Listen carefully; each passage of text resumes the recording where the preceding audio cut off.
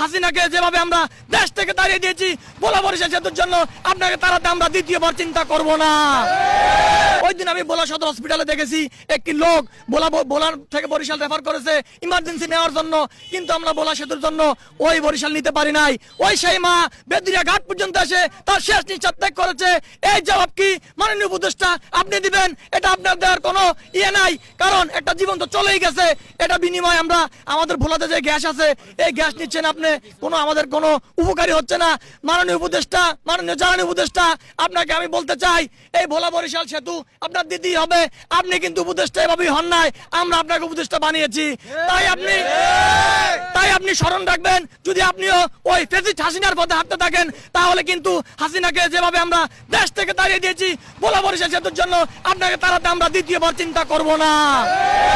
ভোলা বরিশাল সেতু আমাদের একটা অধিকার, এটা আমরা ভিক্ষা চাই না।